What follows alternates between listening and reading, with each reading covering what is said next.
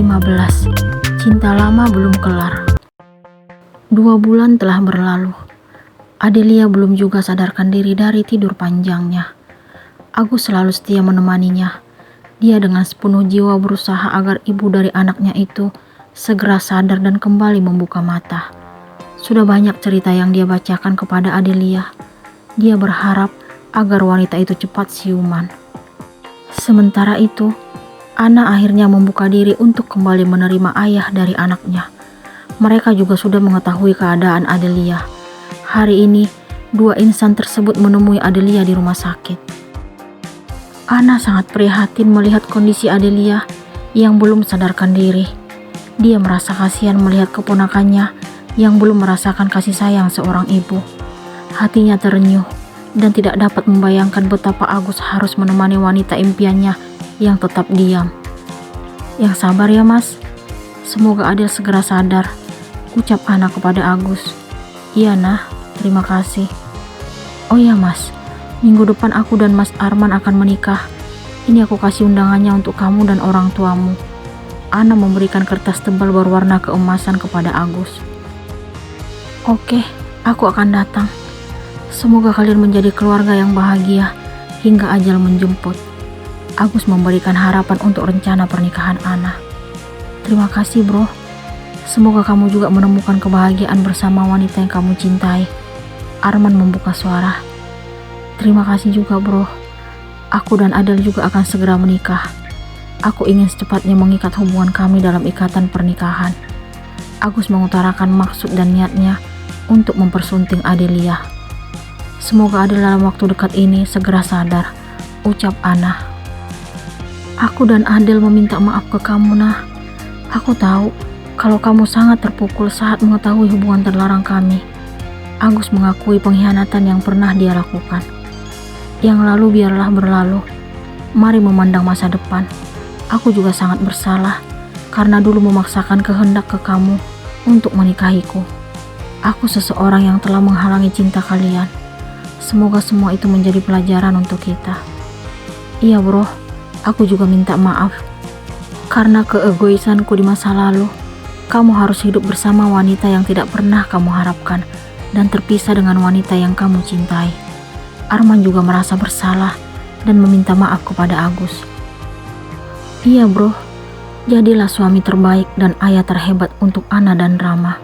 Mereka milikmu. Agus mengingatkan Arman akan apa yang telah dia miliki. Ana tidak pernah menyimpan rasa sakit atau dendam atas apa yang terjadi dengan dirinya dan Agus. Dia sudah ikhlas menerima kenyataan bahwa sang mantan suami lebih memilih hidup bersama Adelia. Toh sekarang dia telah menemukan kembali cinta yang dulu pernah hilang. Arman telah menunjukkan keseriusannya untuk mempersunting Ana menjadi pendamping hidupnya. Walaupun awalnya wanita itu sangat membenci apa yang pernah Arman lakukan, tapi kegigihan yang ditunjukkan oleh pria tersebut akhirnya mampu meluluhkan benteng pertahanannya. Ana masih sangat ingat kedatangan Arman menemui dirinya 2 bulan yang lalu ke rumah pemberian Agus. Arman langsung memeluk sang buah hati dengan erat karena merasakan adanya ikatan batin. Ngapain kamu kesini? Tanya Ana karena tidak suka melihat kehadiran Arman. Aku ingin bertemu kamu dan anak kita. Jawaban Arman membuat Ana makin kesal. Dia anakku, tapi dia juga anakku nah. Lepasin, jangan peluk anakku. Ana meraih tangan Rama, lalu melepaskan pelukan Arman.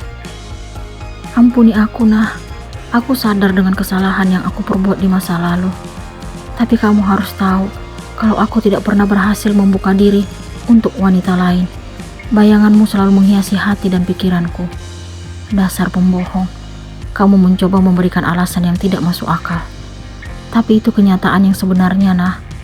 Arman berlutut, lalu memegang erat kaki Ana. Sudahlah mas, kita gak ada hubungan dan ikatan apa-apa.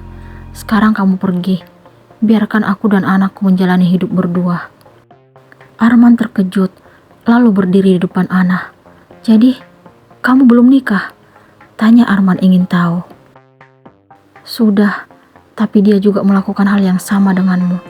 Pergi meninggalkanku. Dia lebih memilih hidup dengan adik kandungku sendiri. Ana tidak kuasa memendung air matanya agar tidak jatuh membasahi pipi.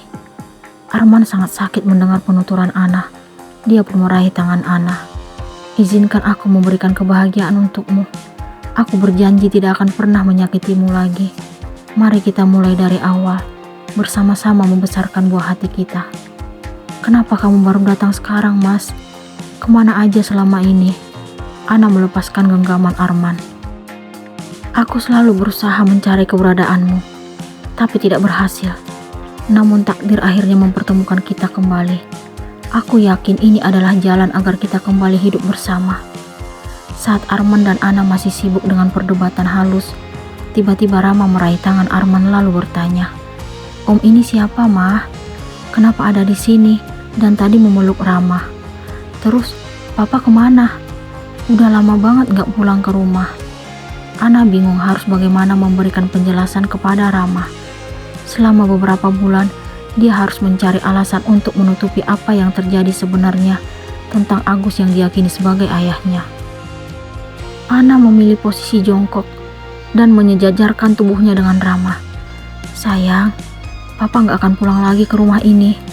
Ana merasa sudah saatnya dia mengatakan yang sebenarnya kepada Rama. "Kenapa, Ma?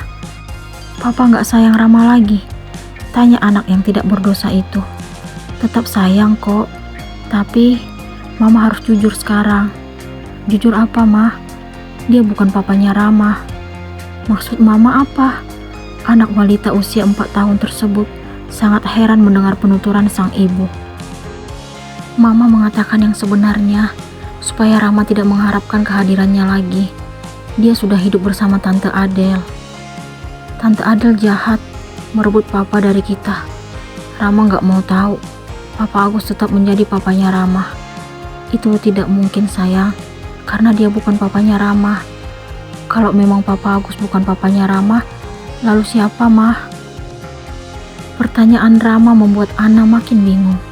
Dia kembali dihadapkan pada sesuatu yang sangat sulit untuk dijawab. Dia bingung harus menjelaskan semuanya kepada buah hati tercinta. Rama tidak tahu bahwa ayah kandung yang dia harapkan kini sedang berada di depan matanya. Ana berdiri, lalu menjauh dari Rama. Hatinya sangat sakit mendengar apa yang keluar dari bibir anaknya itu. Dia tidak mampu berbuat apa-apa. Kesalahan yang terjadi di masa lalu telah menyebabkan masalah yang sangat sulit dihadapi di masa sekarang. Arman meraih tangan Rama, lalu mengajaknya duduk di sofa. Ana yang melihat usaha Arman hanya bisa terdiam. Dia pasrah jika laki-laki itu harus jujur dan mengatakan kenyataan yang sebenarnya kepada buah hati mereka. "Rama gak boleh sedih ya." Arman menggenggam tangan Rama. "Sebenarnya Om itu siapa? Kenapa sering kesini dan baik sama Rama?" Arman sungguh terharu melihat anaknya. "Kalau Om bersedia jadi papanya Rama, mau gak?" Arman akhirnya berhasil mengeluarkan kalimat tersebut dari mulutnya. Ana yang mendengar keinginan Arman tetap diam. "Om mau jadi papanya Rama?" tanya anak itu penuh semangat. "Iya sayang." Arman merangkulnya. "Papa." Akhirnya Rama memanggil Arman dengan sebutan itu. Tanpa basa-basi, Arman langsung meraih tubuh Rama lalu menciuminya secara bertubi-tubi. Dia merasa bahwa dirinya telah menemukan kebahagiaan yang selama ini dia dambakan dan harapkan. Sang buah hati tercinta mengakui dirinya sebagai ayah. Apakah Ana akan menemukan kebahagiaannya bersama Arman?